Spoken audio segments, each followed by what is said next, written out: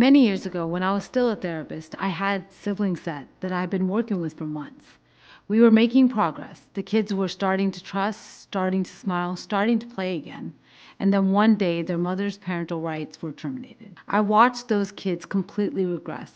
It was like all the progress we had made disappeared overnight.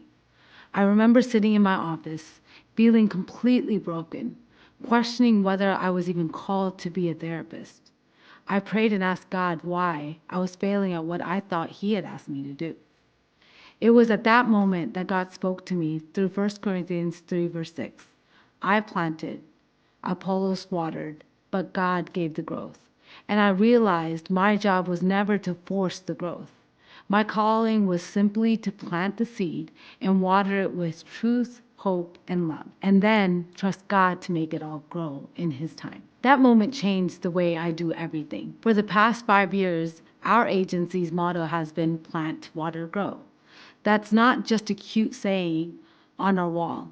It's our mission. It's how we show up for the kids who come into our doors, for the families who are rebuilding, and even for each other as a staff. And recently, one of those very children reached out to me, now an adult with 2 kids of her own. She told me that what I had taught her back in high school and in our therapy sessions is what helped her get through life. She said that she never let go of my words.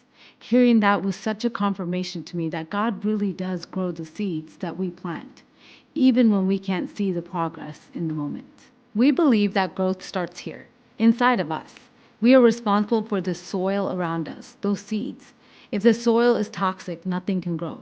But if we can create a safe, nurturing environment, then every child, every parent, every foster family has a chance to bloom into what God has designed them to be. At Open Arms Initiative, we are committed to planting seeds of hope, watering them with truth and love, and believing with all of our hearts that God will grow them into something great. This is more than a program.